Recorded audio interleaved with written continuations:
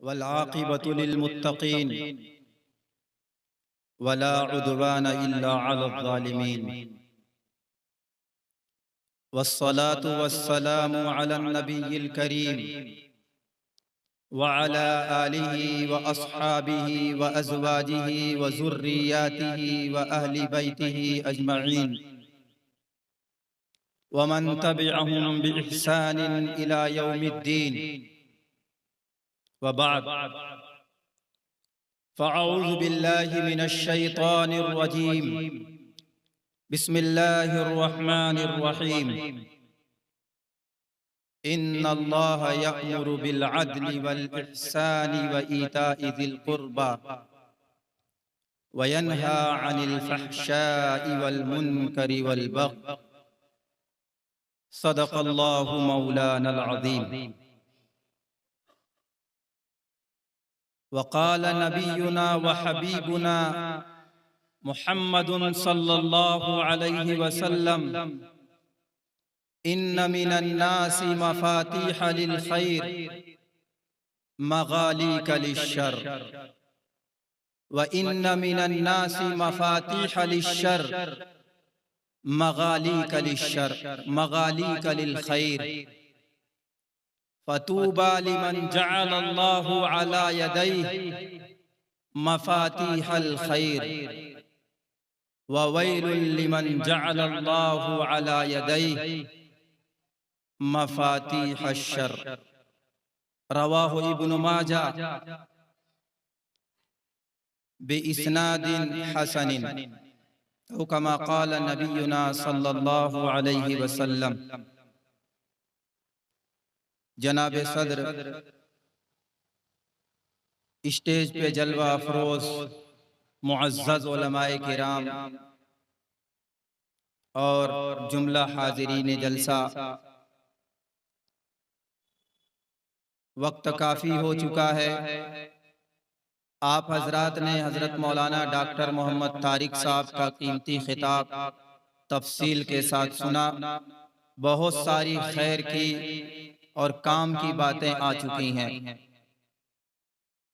वैसे मेरा इरादा बहुत कुछ कहने का था, लेकिन वक्त तवील खिताब की गुंजाइश नहीं देता, इसलिए मैं इंतहाई इख्तिसार दर इख्तिसार करते हुए कुछ बातें अर्ज करूंगा। आप हजरात थोड़ा करीब करीब आ जाएं और मिल करके बैठ जाएं। थोड़ा इधर आ जाएं, इधर वाले लोग इधर आ जाएं, बीच में जगह खाली है।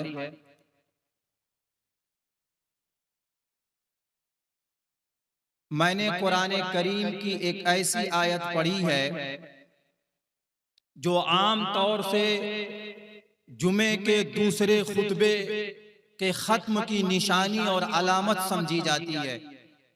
जब खतीब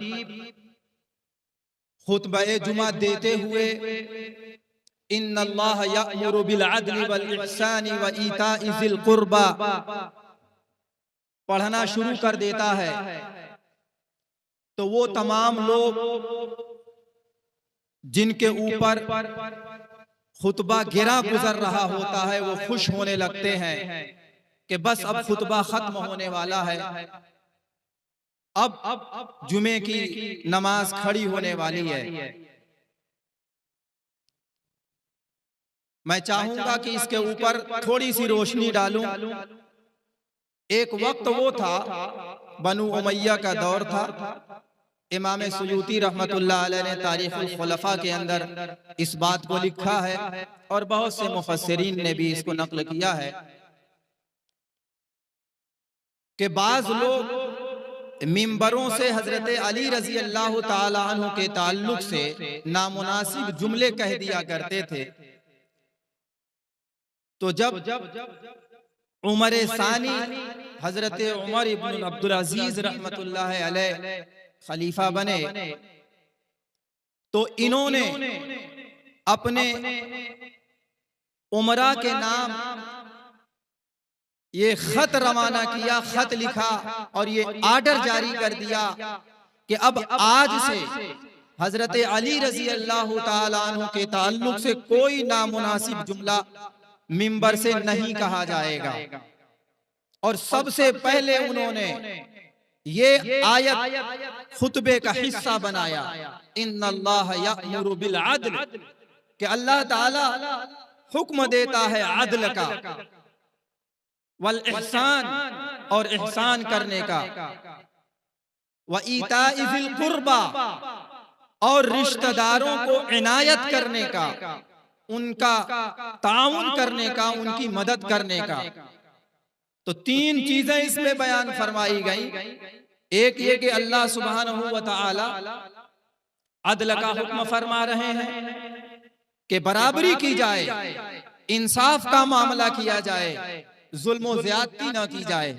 वल इहसान, अदल से ऊपर उठ करके मजीद चीजों को अंजाम दिया जाए जो लाजिम और जरूरी नहीं है।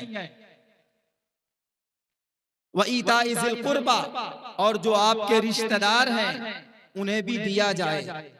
और तीन चीजों से इस आयत के अंदर मना फरमाया गया, वयनहा अनिल फहशाई वल मुनकरी वल बग़ी, कि अल्लाह ताला फोश चीजों से, चाहे वो कौली हो चाहे वो अमली हो, जिनका फोश होना और गुनाह होना बिल्कुल वाज़ेह हो, अल्लाह सुब्हानहू व तआला इन बातों से तुम्हें रोकता है। वल मुनकर, और मुतलक जो गुनाह समझे जाते हैं उनसे भी अल्लाह ताला रोकता है।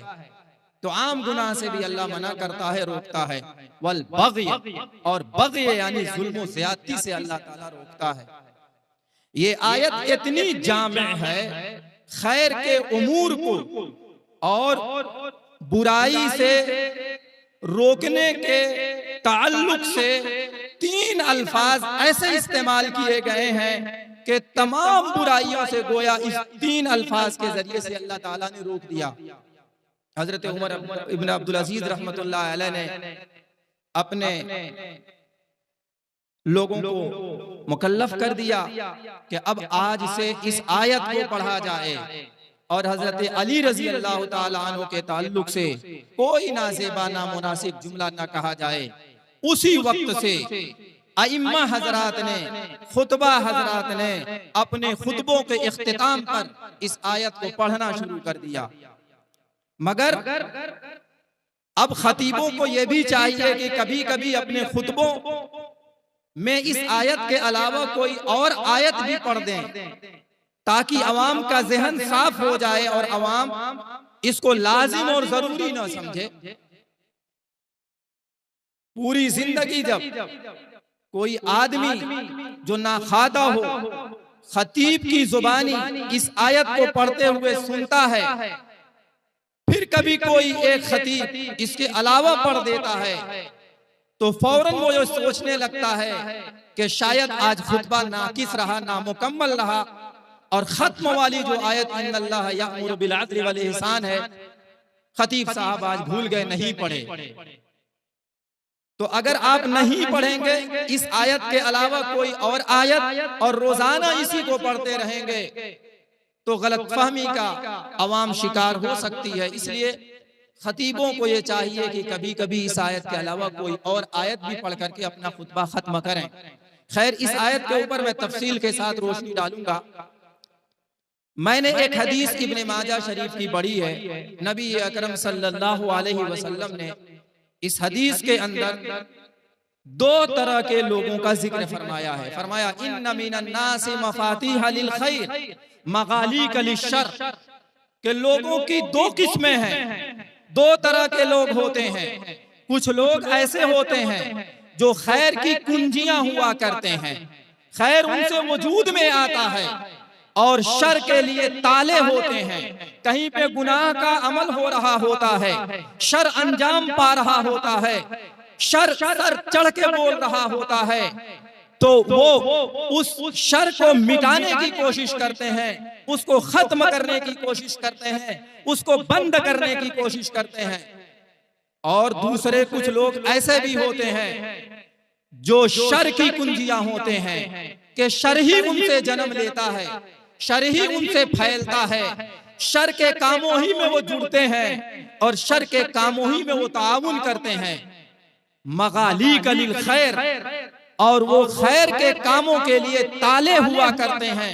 कि जहां खैर का काम हो रहा होता है उसे रोकने की नापाक कोशिशें करते हैं, जहां खैर का काम वजूद में आने को होता है उसे आने नहीं देते, अपने अपने दाव पेच उसमें लगाते रहते हैं, अपने अंदाज से नापाक नामुराद और नाकाम कोशिशें करते रहते हैं कि ये खैर का काम नहीं होना चाहिए।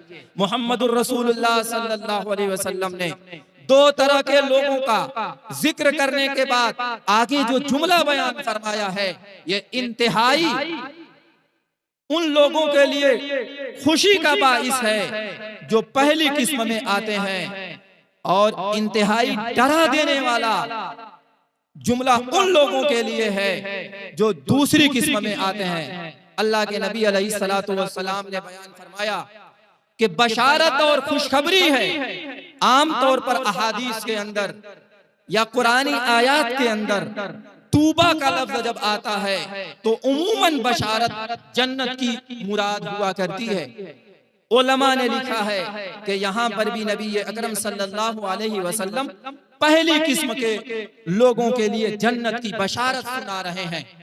जन्नत की बशारत है, खुशखबरी है उन लोगों के लिए जो खैर की कुंजियां बनते हैं, खैर के काम उनसे वजूद में आते हैं। खैर के काम मुख्तलिफ तरह के हो सकते हैं और खैर के कामों की एक लंबी फहरिस्त है।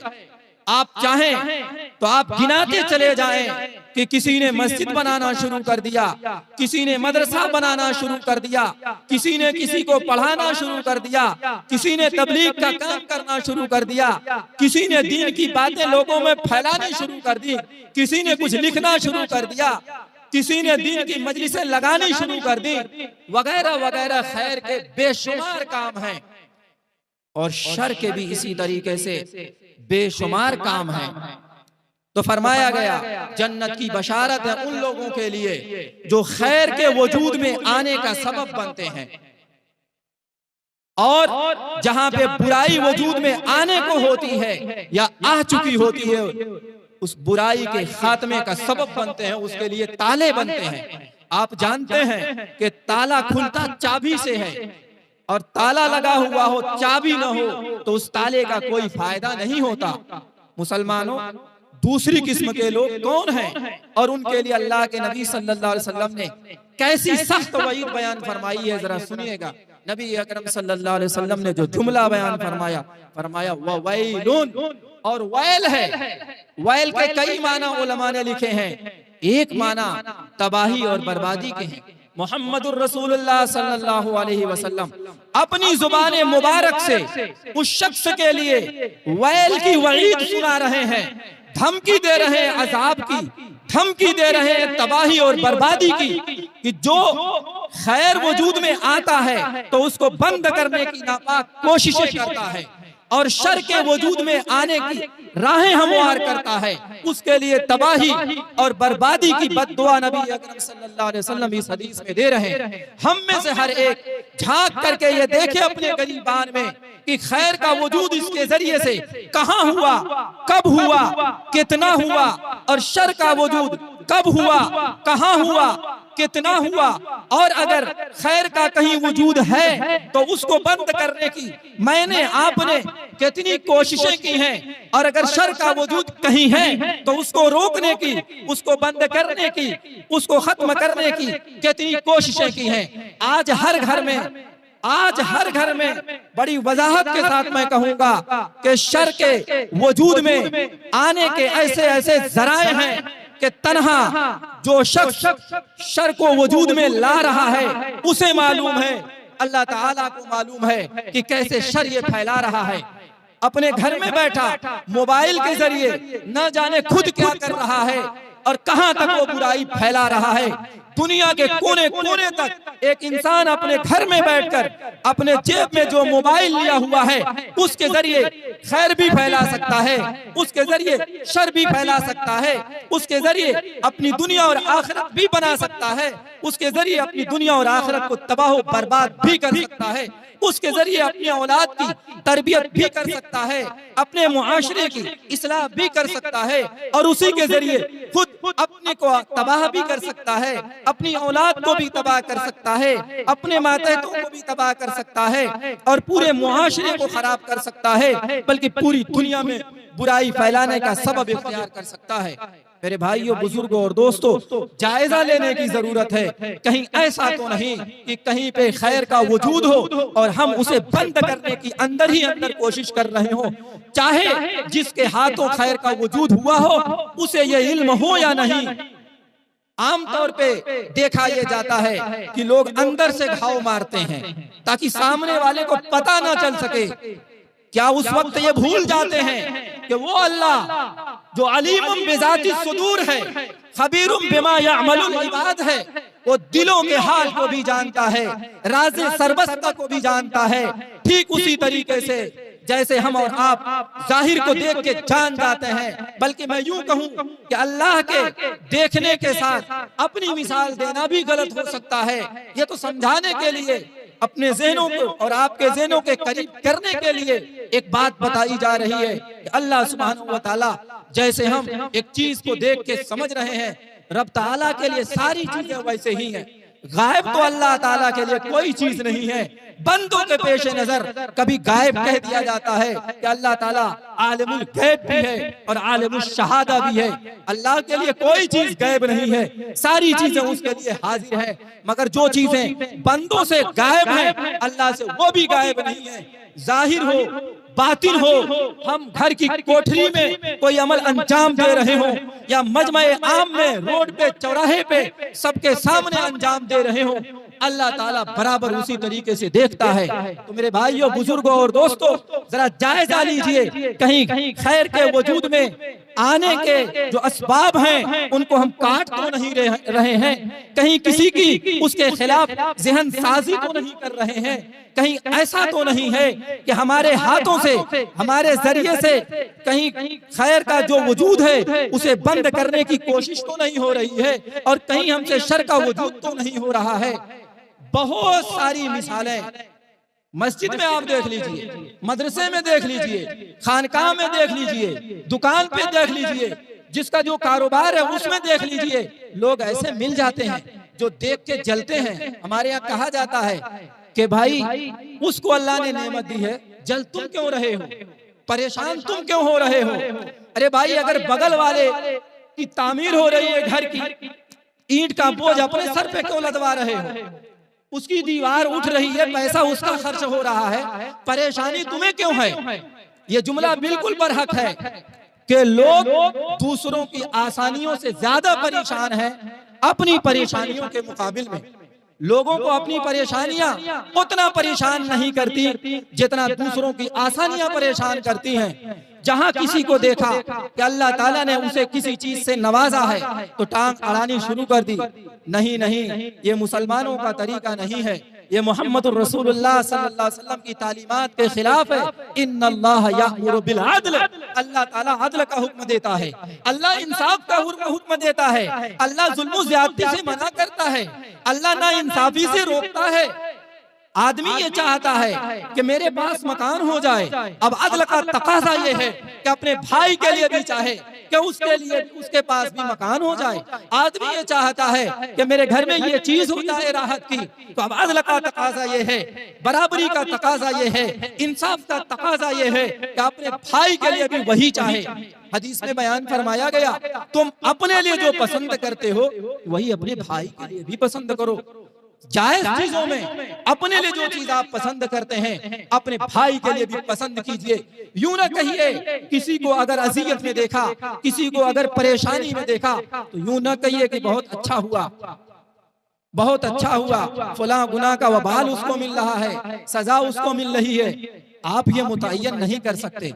हाँ, जिस गुनाह में वो बंदा मुब्तला है आप ये जरूर कह सकते हैं कि भाई उसका ये गुनाह है, हमें वो गुनाह नहीं करना चाहिए, लेकिन मुतय्यन करना कि फलां गुनाह के नतीजे में उसे ये वबाल हुआ है, ये तो आप रब का मकाम हासिल करने की कोशिश कर रहे हैं, अल्लाह के इल्म को गोया छीनने की कोशिश कर रहे हैं, अल्लाह के इल्म में शरीक होने की कोशिश कर रहे हैं। अल्लाह ताला को ये बर्दाश्त नहीं है। इसलिए ऐसी चीजों को छोड़ देना चाहिए और जायजा लेना चाहिए कि हम क्या कर रहे हैं।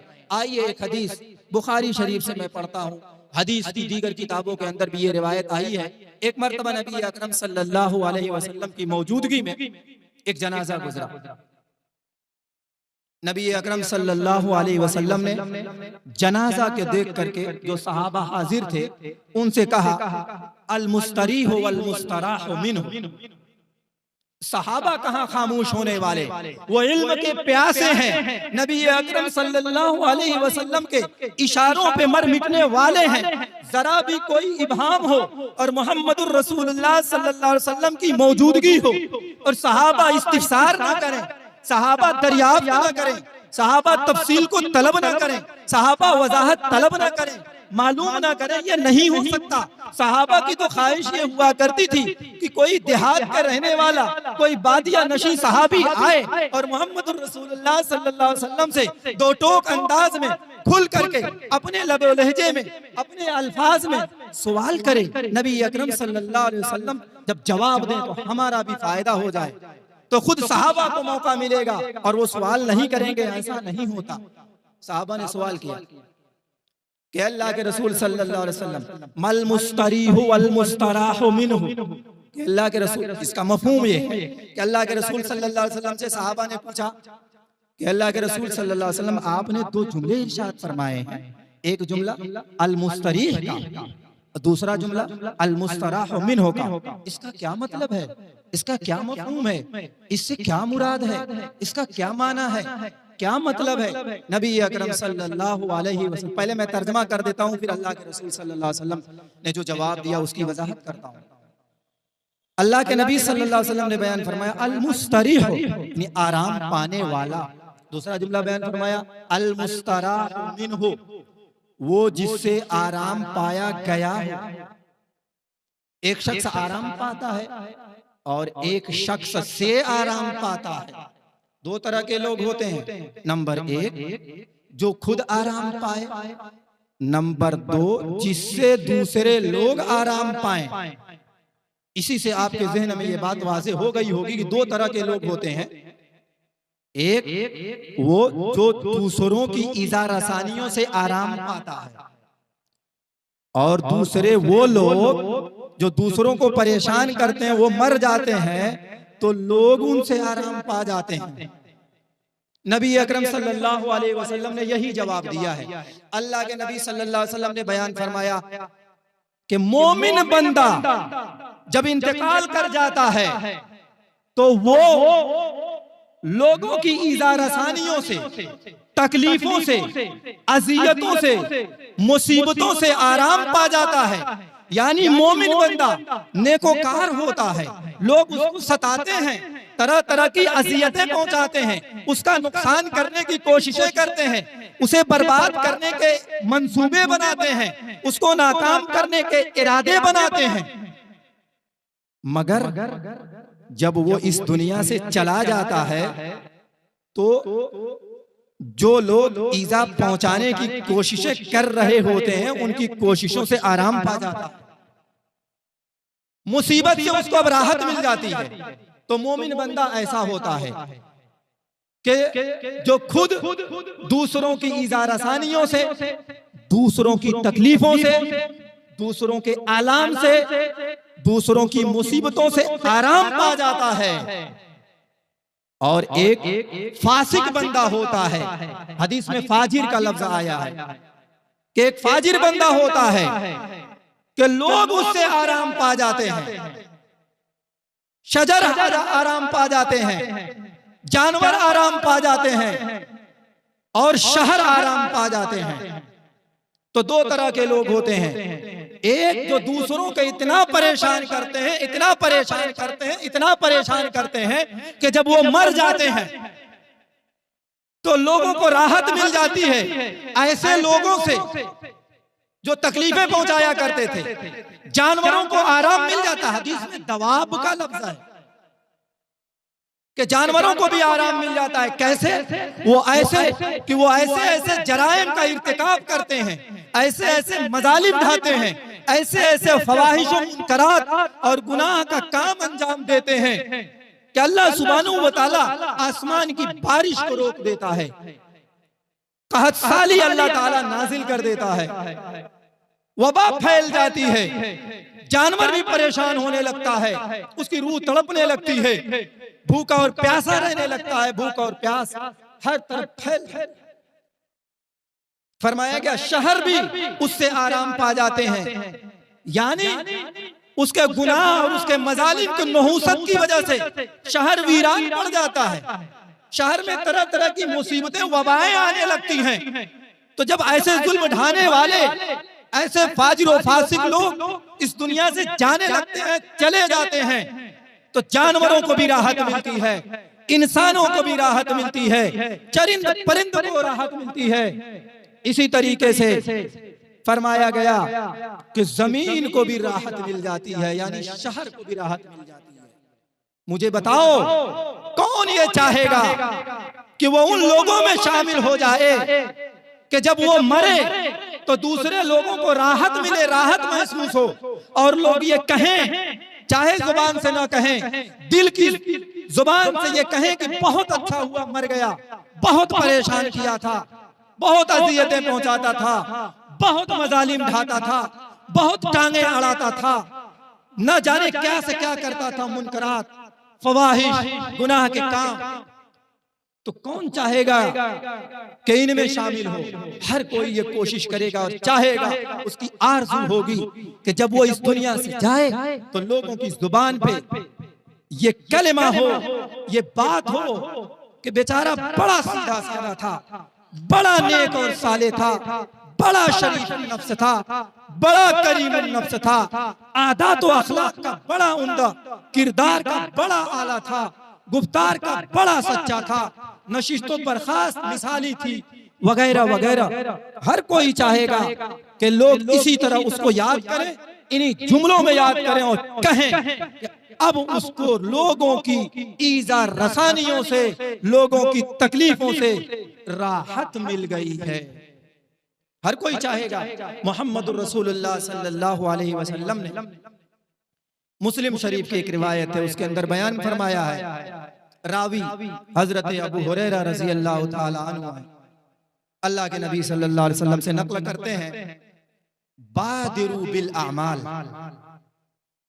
चूंकि इस हदीस में आमाल ही को दारो मदार बताया गया है एक तरीके से, उलमाए मुहद्दिसीन ने अक्स किया इस हदीस से कि अमल गड़बड़ होता है तो ये चीजें होती हैं, अमल दुरुस्त होता है तो ये चीजें होती हैं। इसका मतलब ये हो गया कि अमल के ऊपर बहुत सी चीजों का दारो मदार होता है। आइए मैं वो हदीस पढ़ने लगा हूं। नबी अकरम सल्लल्लाहु अलैहि वसल्लम ने इरशाद फरमाया, बादिरू बिल अमाल फितनन का किताइल लैलिल मुस्लिम युस्बिहु अर्रजुलु मुमिनन व युमसी काफिरा औ युमसी मुमिनन व युस्बिहु काफिरा यबीउ दीनहु बिअरदिन मिन अद-दुनिया औ कमा क़ाल नबियुना सल्लल्लाहु अलैहि वसल्लम। क्या है लोगों, नेक आमाल में सबकत करो, नेक आमाल जल्दी जल्दी अंजाम दे लो, नेक आमाल कर लो। फितनन का किताइल लैलिल मुस्लिम, ऐसे फितने रूनुमा होने से पहले जो सख्त तारीख रात के हिस्सों और टुकड़ों के मानिंद होंगे, और ये फितने ऐसे होंगे कि हक और बातिल का इम्तियाज खत्म हो जाएगा, शुबहात का शुरू हो जाएगा, और हक और नाहक गड़बड़ हो जाएगा, एक दूसरे में मिल जाएगा। क्या सच है, क्या बातिल है, क्या हक है, क्या नाहक है, इसका फैसला करना, इसका इम्तियाज करना बड़ा मुश्किल हो जाएगा। फरमाया ऐसा जमाना आने से पहले, ऐसा वक्त आने से पहले नेक आमाल में सबकत कर लो। और एक हदीस में यह भी फरमाया गया, निअमतानि मग़बूनुन फीहिमा कसीरुम मिनन नास अस्सिहतु वल फराग, कि दो नेमतें अल्लाह की तरफ से अता करदा ऐसी हैं कि बकसरत लोग धोखे में हैं।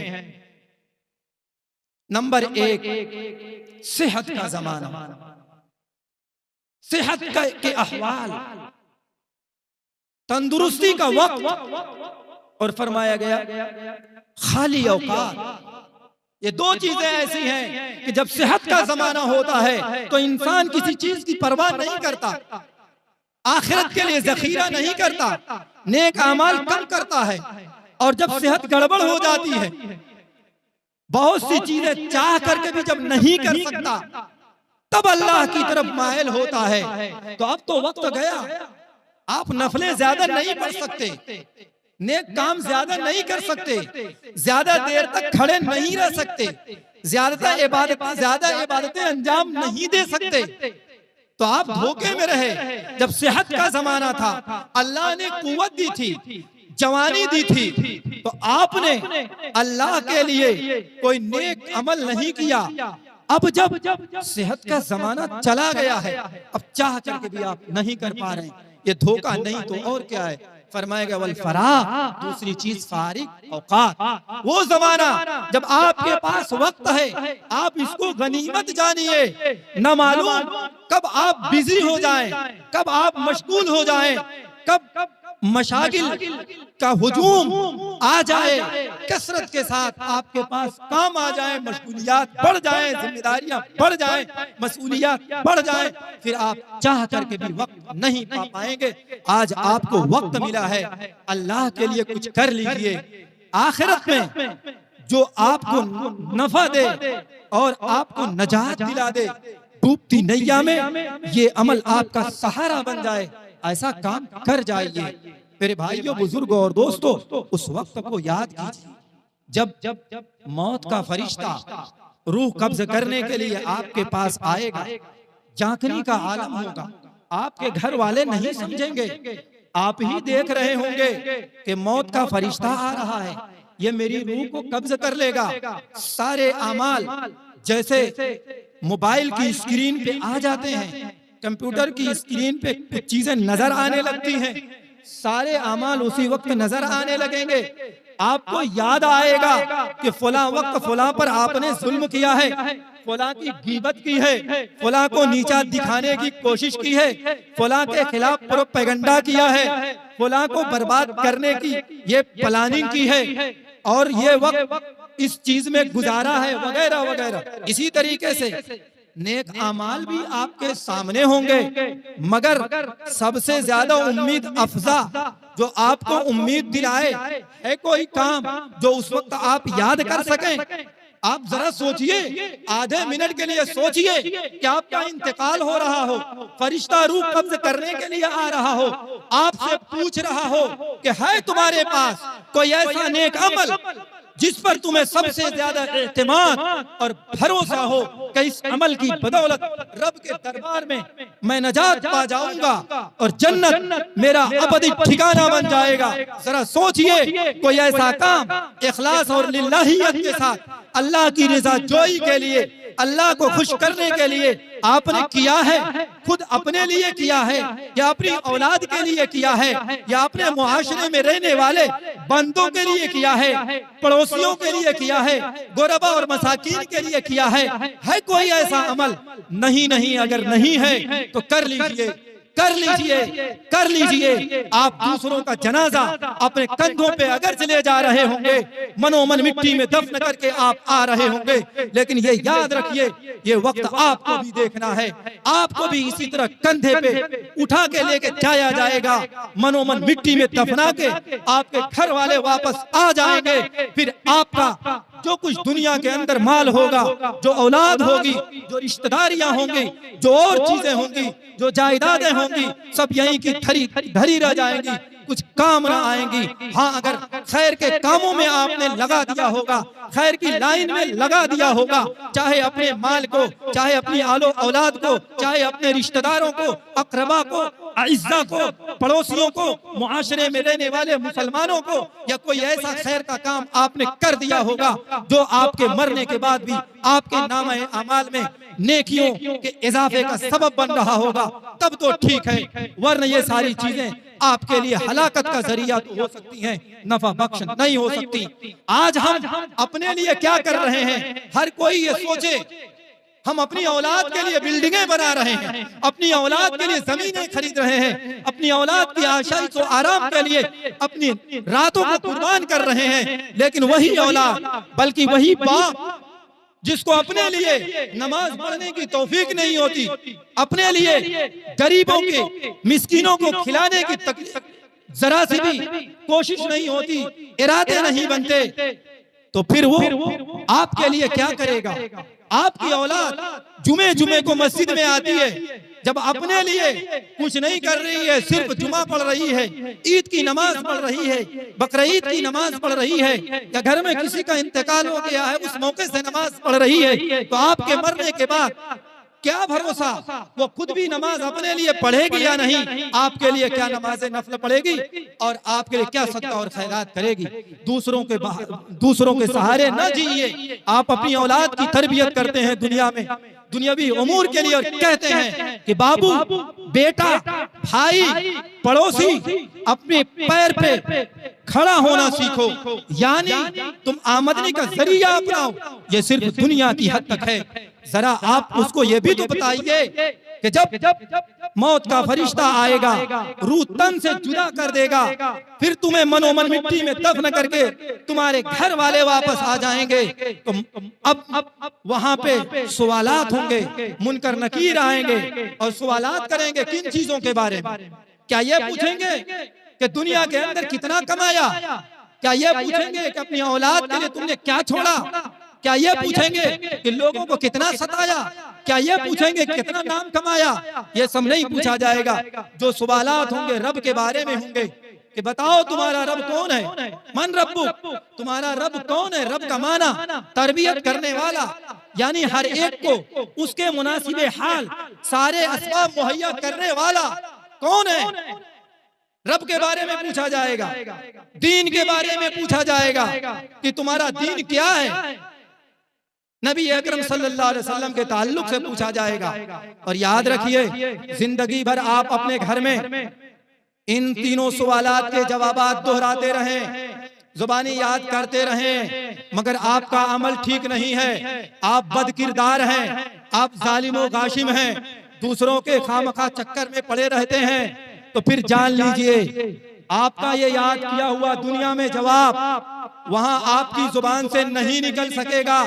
लेकिन आप नेकोकार हैं, आप अच्छा काम कर रहे हैं, फिर आपका इंतकाल होगा, फरिश्ते आएंगे, ये सवालात करेंगे आपकी जुबान से, चाहे दुनिया में आपने एक बार भी इन जवाबात को न दोहराया होगा, ऑटोमेटिक आपकी जुबान से खुद ब खुद ये जवाबात सादिर हो जाएंगे। और वो फरिश्ते भी कहेंगे हमें मालूम था कि तू यही कहेगा, हमें मालूम था कि तू यही जवाब देगा, लेकिन जो बदकिरदार होगा, बदअमाल होगा, मुनाफिक होगा, मुशरिक होगा, गैर मुस्लिम होगा, फिर जब उससे सवालात होंगे तो वो कहेगा हा हा ला अदरी। ये हदीस के अल्फाज हैं, हाय अफसोस मुझे तो नहीं मालूम। दूसरे सवाल के जवाब में भी यही कहेगा हा हा ला अदरी, हाय अफसोस मुझे तो नहीं मालूम। तीसरे सवाल के जवाब में कहेगा हा हा ला अदरी, हाय अफसोस मुझे नहीं मालूम। मेरे भाइयों, बुजुर्गों और दोस्तों, वहां सिक्का ये वाला नहीं चलेगा, ये मनसूख हो चुका होगा। मोदी जी ने मनसूख किया जिन नोटों को, बताओ उसकी क्या हैसियत है? वो म्यूजियम में तो रखा जा सकता है, वो आपके किसी काम का नहीं है। ये सिक्का, ये नोट, चाहे मोदी जी चला रहे हों, लेकिन जब आपकी आंख बंद होगी वहां वो सिक्का नहीं चलेगा, वहां आमाल का सिक्का चलेगा। आपने नेक आमाल किए होंगे तो फिर वो सिक्का चलेगा और सिक्का राइजुल वक्त बनेगा, काम आएगा। आपने दुनिया में कितनों सिक्के छोड़े होंगे, नोट छोड़ा होगा, मगर नेकोकार नहीं होंगे, बदकिरदार होंगे, तो सब यही थरा का थरा रह जाएगा, मनसूख हो जाएगा। कोई वक़्त नहीं होगी, कोई वजन नहीं होगा, बल्कि ये वबाले जात बन जाएगा। आइए, मैं एक हदीस पढ़ रहा था, नबी अकरम सल्लल्लाहु अलैहि वसल्लम ने बयान फरमाया, मैं उसकी तकमील कर देता हूँ। फरमाया कि फितने आने से पहले पहले नेक अमाल कर लो, और वो फितने ऐसे होंगे जैसे घटाटोप तारीकी होती है। मैं आपको मिसाल से समझाऊं।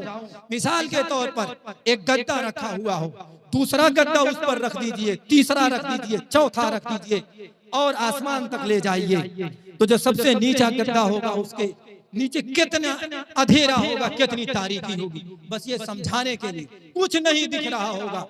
ऐसे ही घटाटोप तारीकी के मानिंद फितने रूनुमा होने वाले हैं। नबी अकरम सल्लल्लाहु अलैहि वसल्लम ने फरमाया, उन फितनों का जमाना आने से पहले नेक अमाल अंजाम दे लो। फरमाया अलामत क्या होगी, हम कैसे पहचानेंगे कि फितने रूनुमा होने लगे? तो उसकी अलामत और पहचान ये होगी कि इंसान अपने ईमान की परवाह नहीं करेगा। युस्बिहुर रजुलु मुमिनन व युमसी काफिरा, उस जमाने में होगा ये कि इंसान सुबह करेगा तो मुसलमान होगा, शाम करेगा तो काफिर हो जाएगा, या शाम में काफिर होगा या शाम में मुसलमान होगा, सुबह में काफिर होगा, सुबह में मुसलमान होगा, शाम में काफिर होगा। मतलब ये है कि इंसान का कल्ब पलट रहा होगा,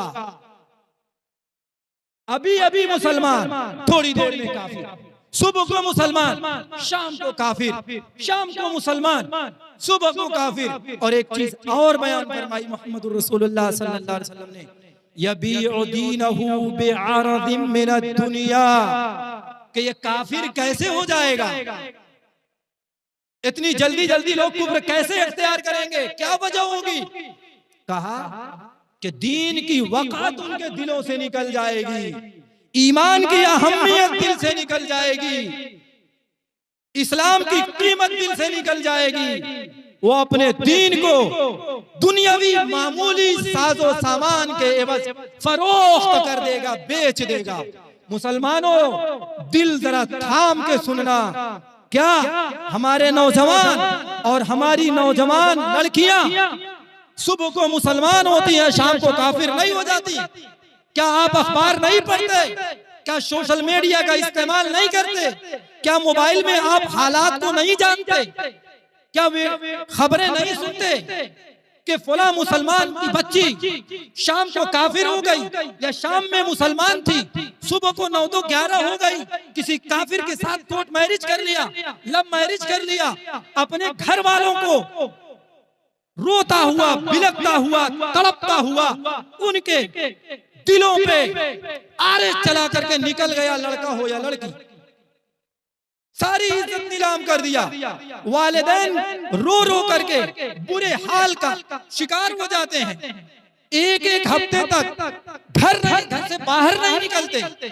अब उनकी कोई वक़ात ही नहीं रही, उनकी इज्जत नीलाम हो गई। बताइए, ऐसी औलाद हमारे बीच नहीं है, हमारे मुआशरे में नहीं है? क्या ऐसी मिसालें नहीं है? और आज ईमान लोग पैसा दे दे करके बेच रहे हैं, दुनिया की मामूली लज्जत हासिल करने के लिए। जरा याद करो, जब आपके घर वाले आपको छोड़ करके कब्रिस्तान में आ जाएंगे, और खुदा ना करे, खुदा ना करे, खुदा ना करे, आप जवाबात में ला हा ला अदरी कहें, फिर क्या होगा? जहन्नम के दरवाजे खोल दिए जाएंगे, जहन्नम की गरम गरम हवाएं आएंगी, और फरिश्ते कब्र को दोनों तरफ से यूं मिलाएंगे कि एक तरफ की पिसली दूसरी तरफ की पिसली में यूं घुस जाएगी। हदीस की किताबों में इस बात की सराहत शुर्रा ने लिखा है कि जैसे एक हाथ की उंगली दूसरे हाथ में इस तरफ घुस जाती है। जरा सोचिए तो रोंगटे खड़े हो जाते हैं। आज लोग अपने घरों में समझते हैं कोई नहीं देख रहा है, कर रहे हैं जो चाहे कर रहे हैं। हजरत सौबान रज़ी अल्लाह ताला अन्हु की हदीस है, और सनद सही के साथ ये हदीस इब्न माजा के अंदर आई है कि अल्लाह के नबी सल्लल्लाहु अलैहि वसल्लम ने इरशाद फरमाया, मैं ऐसी कौम को जानता हूं कि उनके आमाल, उनके कारनामे तिहामा के पहाड़ों के बराबर होंगे। तिहामा के पहाड़ बहुत मशहूर हैं। नबी अकरम सल्लल्लाहु अलैहि वसल्लम ने बयान फरमाया कि उनके अमाल तिहामा के पहाड़ों के बराबर होंगे, यानी बहुत ज्यादा होंगे। बकसरत नेकियां उन्होंने की होगी, अल्लाह ने जो तौफीक दी होगी, उन्होंने नमाजें भी पढ़ी होगी, तहज्जुद भी पढ़ी होगी, रोजा भी रखा होगा, अगर हज फर्ज हुआ होगा हज भी किया होगा, और दीगर नेकियों का काम किया होगा। मगर होगा क्या कि अल्लाह सुब्हानहू व तआला यकायक अचानक उनके सारे नेक अमाल को फिजा में बिखेर देंगे, हवा मंसूरा कर देंगे, बेवक़ात और बेकीमत कर देंगे, यानी सब रायगा और बर्बाद हो जाएंगे। सहाबा उनके सामने ऐसी बात आए और वो सवाल ना करें और वो डरे ना, ऐसा नहीं होता। साहबी रसूल ने पूछा, अल्लाह के रसूल सल्लल्लाहु अलैहि वसल्लम, आप जरा उनके औसाफ बतला दीजिए, उनकी सिफात बतला दीजिए कि कहीं नादानी में ऐसा न हो जाए कि हम भी वो काम करने लगे और कल क़यामत के दिन हमारे नेक अमाल भी इसी तरह हवा में बेवकूफ कर दिए जाएं, बिखेर दिए जाएं, मुंतशिर कर दिए जाएं, बेकीमत और बेवज़न कर दिए जाएं। अल्लाह के नबी सल्लल्लाहु अलैहि वसल्लम ने कुछ चीजें बयान फरमाई कि वो ये भी कर रहे होंगे, तुम्हारी कौम से होंगे, तुम्हारी नस्ल से होंगे, तुम्हारी तरह होंगे, यानी नेक अमाल भी कर रहे होंगे, नमाजें भी पढ़ रहे होंगे, तहज्जुद भी पढ़ा होगा, मगर जब वो तन्हाई में होंगे तो अल्लाह की हराम करदा अशिया का इर्तिकाब करने लगेंगे। यानी अल्लाह तबारक व तआला ने जो चीजें हराम कर दी हैं वो उनको इख्तियार करने लगेंगे, अंजाम देने लगेंगे, उन्हें अपनाने लगेंगे, उन पर चलने लगेंगे। आज देखिए मुहर्रमात का इर्तिकाब, हराम चीजों का इर्तिकाब, हराम चीजों की अंजामदही तन्हाई में तो होती ही होती है, बरसरे आम भी होती है, मजमे में भी होती है।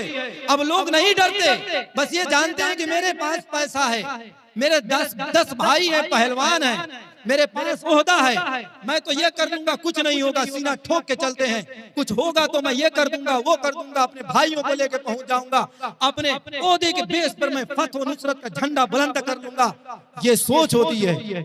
तो तन्हाई में वो क्या कर रहे होंगे? अल्लाह की हराम करदा अशिया का इर्तिकाब कर रहे होंगे। अल्लाह ऐसे लोगों की नेकियों को हवा में बिखेर देगा। इसलिए जरूरत इस बात की है कि अपने ईमान की फिक्र की जाए, अपने अमाल की फिक्र की जाए, अपनी औलाद के ईमान की फिक्र की जाए, उनके अमाल की फिक्र की जाए। आज लोग बहुत तेजी के साथ कन्वर्ट हो रहे हैं, दूसरी तरफ जा रहे हैं। वो सोच रहे हैं कि दीनी मदारिस और मकातिब में क्या मिलता है, 10,000, 8,000, 5,000, 7,000 अपने बच्चों को पढ़ा के क्या करेंगे? याद रखिएगा, जब आपका बेड़ा गर्क हो रहा होगा, आपकी नैया डूब रही होगी, आप मुब्तलाए अजाब होने के ताल्लुक से आपको फैसला सुनाया जा रहा होगा, तो ये औलाद जिसको नेकी की राह पे आपने लगाया होगा, जिसको कुरान आपने पढ़ाया होगा, जिसको दीनी तालीम आपने दी होगी, जिसको हाफिज़ कुरान आपने बनाया होगा, ये कल क़यामत के दिन सहारा बनेगा। नबी अकरम सल्लल्लाहु अलैहि वसल्लम की सही सनद के साथ रिवायत मौजूद है कि कुरान पढ़ो, ये कुरान तुम्हारे लिए सिफारसी बनेगा। हाफिज़ कुरान बनाइए, इसलिए कि हाफिज़ कुरान को नबी अकरम सल्लल्लाहु अलैहि वसल्लम ने बताया कि कुरान जो हिफ्ज़ करने वाले लोग हैं ये अपने घर वालों की सिफारिश करेंगे, और ऐसे लोगों की सिफारिश करेंगे जिनके ताल्लुक से ऐलान हो रहा होगा कि ये अपने बदआमालियों की बदौलत जहन्नम के मुस्तहिक होंगे। आप समझते हैं आपके पास पैसा है, दुनिया में जिस तरह आराम और आशाइश के साथ, आजादी के साथ जी रहे हैं, कोई आपको रोक नहीं रहा है, कोई आपको टोक नहीं रहा है, कोई रोकने और टोकने पर कादिर भी नहीं है, वरना आप फितनों फसाद भी फैला देंगे, न जाने क्या से क्या कर देंगे, हंगामा बर्पा कर देंगे। तो क्या आप ये सोच रहे हैं कि मरने के बाद भी ये चीजें चलेंगी? नहीं नहीं, आदमी मजबूर होगा, एक नेकी भी नहीं कर सकता। एक रिवायत में बयान फरमाया गया, जब इंसान का इंतकाल हो जाता है तो अब अमल का दरवाजा बंद हो जाता है। इज़ा मातल इंसान इनक़ता अन्हु अमलुहु इल्ला मिन सलासा, कि जब इंसान का इंतकाल हो जाता है तो उसके अमल का दरवाजा बंद हो जाता है, मगर 3 चीजें ऐसी हैं कि अगर दुनिया के अंदर उसने किया हुआ होता है, अंजाम दिया हुआ होता है, तो अब इन अमाल का सवाब उसके मरने के बाद भी नामे अमाल में लिखा जाता है। उनमें से एक वलदिन सालिहिन यदउ लहू, नेक औलाद जो उसके लिए दुआ करती है। आप क्या समझते हैं मामूली औलाद? ये औलाद अगर आपने नेकी की राह पे लगाया है तो ये आपके लिए सिफारसी बनेगा, और अगर बुरी राह पे लगा दिया है तो याद रखिएगा आपका गरीबान पकड़ेगा, आपकी गर्दन पकड़ेगा कि बाप तू इतना बड़ा जालिम कि तूने मुझे बुराई की राह पे लगा दिया, तूने मुझे अल्लाह और रसूल की बातें नहीं बताई, तूने आखिरत में कामयाबी की राह पे हमें खड़ा नहीं किया, तुमने हमारी तरबियत नहीं की, तुमने कुरान नहीं पढ़ाया, मोहम्मदुर रसूलुल्लाह सल्लल्लाहु अलैहि वसल्लम की तालीमात नहीं सिखाई। ये गर्दन पकड़ लेगा, गरीबान पकड़ लेगा, ये बाप से झगड़ने लगेगा, बाप का तो खुद ही बेड़ा गर्क हो रहा होगा, और इधर से बेटा दुश्मन बन के आ जाएगा, मुखासिम बन के आ जाएगा, झगड़ने वाला बन के आ जाएगा। मेरा हक तूने पामाल किया है, मुझे दे। न जाने कैसे कैसे गुनाह हम करते हैं और धड़ल्ले के साथ करते हैं, बेपरवाह होकर करते हैं। समझते हैं कि एक जगह चंदा दे दिया तो काम हो गया, एक गरीब को खाना खिला दिया तो काम हो गया, ये कर दिया तो काम हो गया, वो कर दिया तो काम हो गया। बेशक ये नेकी के काम हैं और अच्छे काम हैं, अल्लाह करे कि इस पर सवाब मिले। मगर याद रखिए, अगर आप ये समझ रहे होंगे कि जितने मजालिम आप ढा रहे हैं, लोगों के हुकूक पामाल कर रहे हैं, खामखा की टांग अड़ा रहे हैं, लोगों की गीबतें कर रहे हैं, चुगलियां कर रहे हैं, बदनाम करने की नापाक कोशिशें कर रहे हैं, जलील करने के मंसूबे बना रहे हैं, तो आपकी ये नेकी वो बंदा लेगा जिसका हक आपने मारा है। कल क़यामत के दिन लोग आएंगे नेकियां लेकर, मगर कुछ लोग ऐसे भी आएंगे जो अल्लाह ताला के यहाँ शिकायत करेंगे कि इस बंदे ने मेरी गीबत की थी, चुगली की थी, मेरे ऊपर जुल्म किया था, मेरा हक मारा था, मेरा हक दबाया था, वगैरह वगैरह वगैरह। मुतालबे करने वाले आ जाएंगे, ए अल्लाह हक के साथ फैसला कर दीजिए। इन्नल्लाह यामुरु बिल अद्ल, अल्लाह अदल का हुक्म देता है, और अल्लाह के नामों में से एक नाम अदल भी है। और आप जानते हैं दुनिया के अंदर जब कोई इंसान बहुत ज्यादा अदल और इंसाफ का मामला कर देता है, करने लगता है, तो कहते हैं कि गोया कि ये खुद ही अदल है, मुबालगे के तौर पर। जैसे किसी के अंदर बहादुरी हो, बहुत ज्यादा बहादुरी हो, तो कहते हैं मेरा बेटा शेर है। यानी शेर कहाँ है? शेर होगा तो उसको फौरन मार के भगाएंगे नहीं, यानी बहुत ज्यादा बहादुरी आ गई। ऐसे अल्लाह ताला बहुत ही ज्यादा आदिल है, इसलिए उसको आदिल ही कह दिया गया। अल्लाह के नामों में से एक नाम आदिल है। अल्लाह के यहाँ नाइंसाफी का कोई शायबा भी नहीं है। अल्लाह जिस तरह आदिल है, वो हुक्म देता है अपने बंदों को भी कि तुम भी आदिल से काम लो।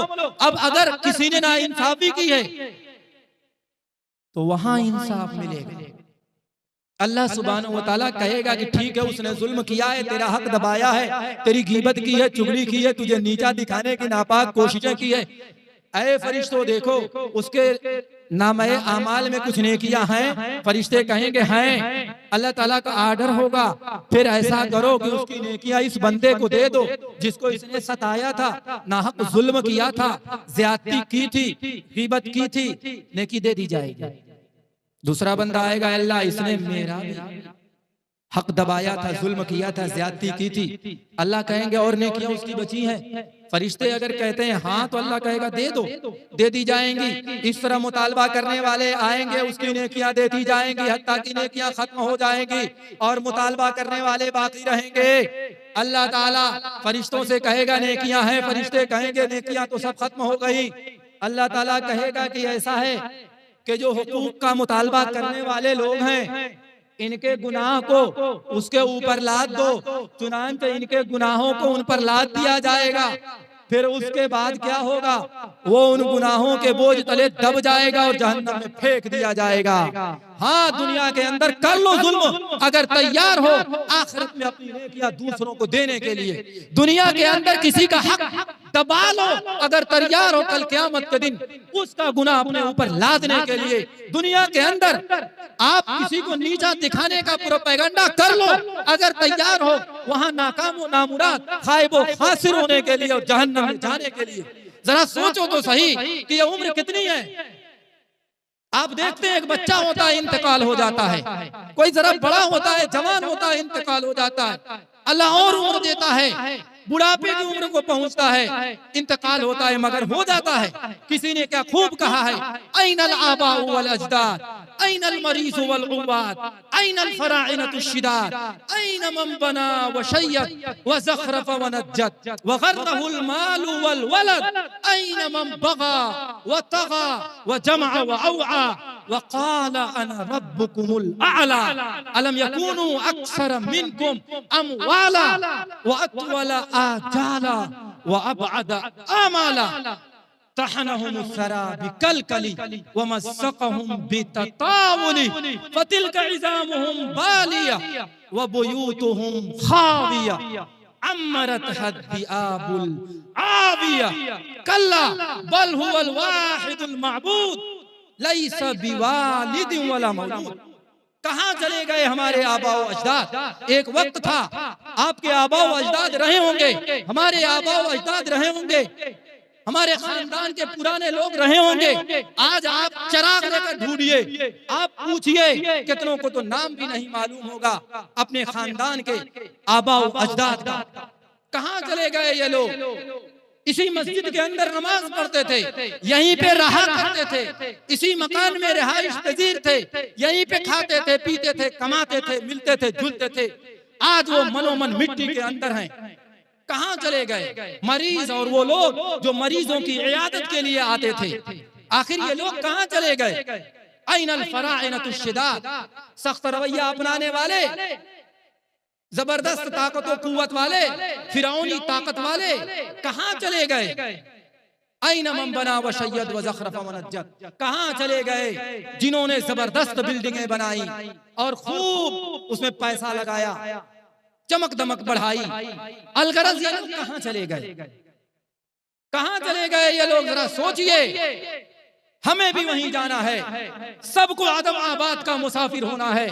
वहीं कब्रिस्तान में हमारा भी जनाजा जाएगा, लोग जनाजे की नमाज पढ़ेंगे, उसके बाद दफन करेंगे, चले आएंगे। हमारा भी हश्र वही होना है। इसलिए मुसलमानों, लोगों के पीछे पड़ना छोड़ दीजिए, अपनी फिक्र कीजिए, अपनी औलाद की फिक्र कीजिए और दीनी राह पे अपनी औलाद को लगाइए। ये मत सोचिए कि ये तालीम हासिल करने के बाद क्या करेगा। ईमान सबसे ज्यादा अहम है। अगर ईमान बच गया, आज फितनों का दौर है, तो समझिए कि बहुत बड़ी कामयाबी मिल गई।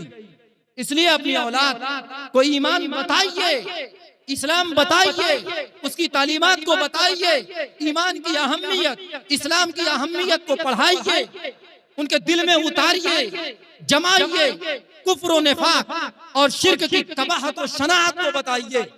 उन्हें बताइए कि ईमान अबदी राहत दिलाएगा, ईमान की वजह से बंदा जन्नत में जाएगा।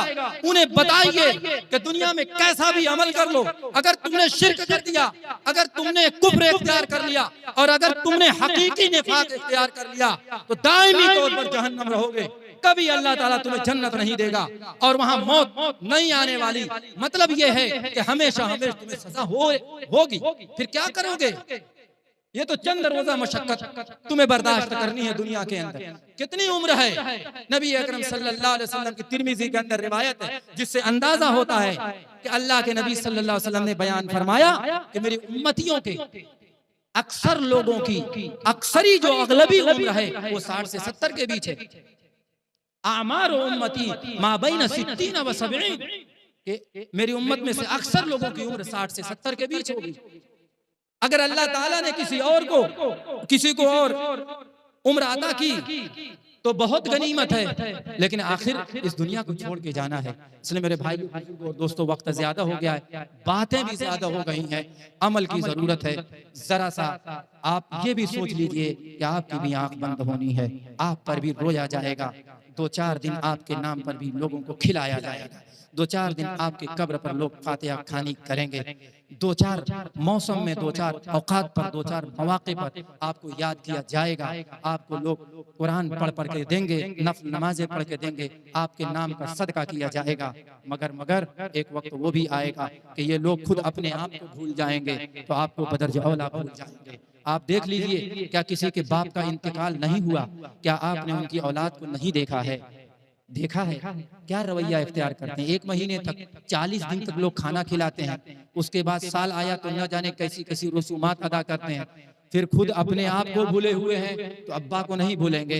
इसलिए मेरे भाइयों, बुजुर्गों और दोस्तों, आंख बंद होने के बाद जो मराहिल आने वाले हैं, उन मराहिल के लिए इस दुनिया में तैयारी कीजिए, उलमाए किराम की कद्र कीजिए, मकातिब की कद्र कीजिए, मदारिस की कद्र कीजिए और इनको अपनी औलाद से भरिए, अपने आप से भी भरिए। ये मत सोचिए कि मकतब की तालीम हासिल करके बच्चे क्या करेंगे, ये आपकी भी नजात का जरिया बनेंगे और खुद अपनी नजात का जरिया बनेंगे। अल्लाह ताला हमारी बंद आंखों को खोल दे और अक्ल सलीम अता फरमाए और इस दुनिया के अंदर अल्लाह सुब्हानहू व तआला हमें ताइब होने की तौफीक दे, नेक राह पे अल्लाह ताला चला दे, हमारे ईमान और अमाल का मुहाफिज बन जाए।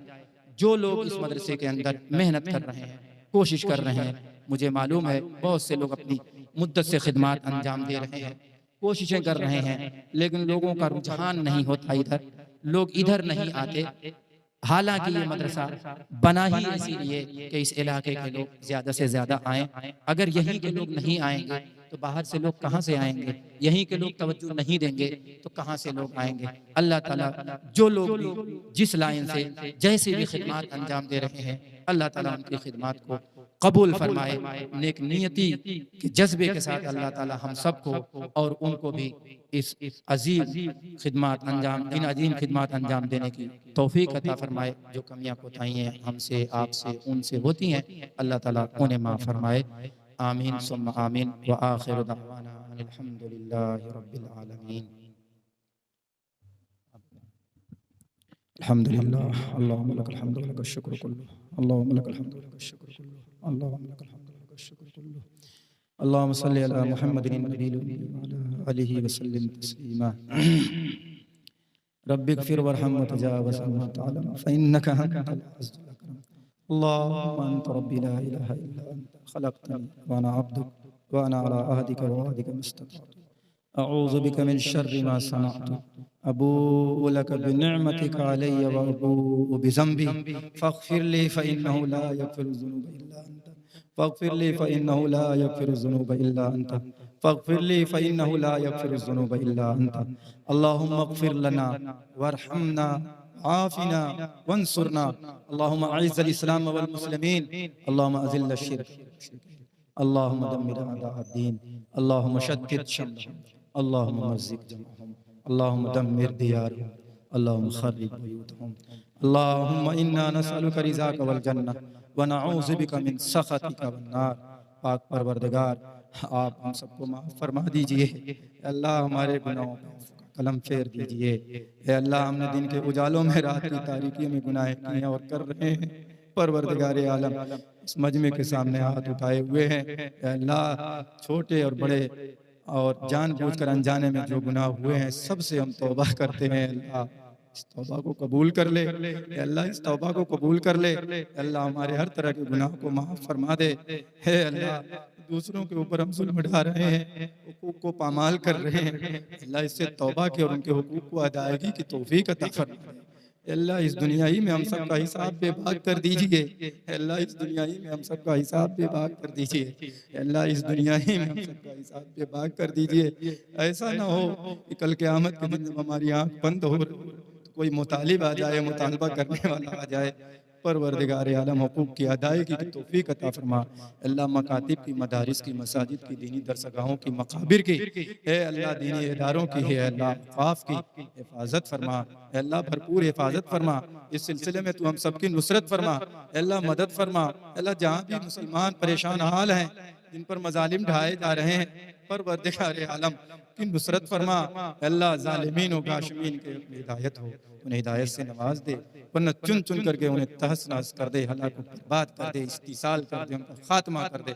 अल्लाह इबरत की निशानी बना दे। परवरदिगार आलम, हम कमजोर हैं, बेबस हैं, लाचार हैं, मजबूर हैं। रब्बे ज़ुल जलाल, आप आकाओं के आका, दाताओं के दाता हैं।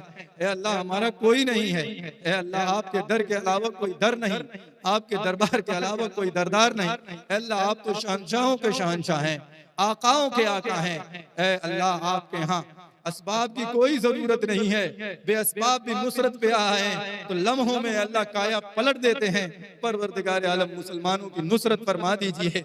अल्लाह, बिल यकीन हमारा ईमान कमजोर है, हमारे अमाल इस लायक नहीं कि उनका वो वास्ता दे, उनको वसीला बनाए। परवरदिगार आलम, अपने नेक बंदों के सदके और तुफैल में हमारे गुनाहों को माफ कर दीजिए, हमारे जुर्मों को माफ कर दीजिए और हमारे ऊपर जो मजालिम ढाए जा रहे हैं, अल्लाह जालिम गाशमीन से इंतकाम ले लीजिए। अल्लाह, उनके हक में हिदायत हो तो हिदायत से नवाज दीजिए। अल्लाह, जहाँ भी मुसलमान खुसूसन फिलिस्तीन के अंदर अल्लाह जुल्म का शिकार हैं, बर्बरियत और अजियत का शिकार हैं, अल्लाह उनकी भरपूर नुसरत फरमाइए, मदद फरमाइए।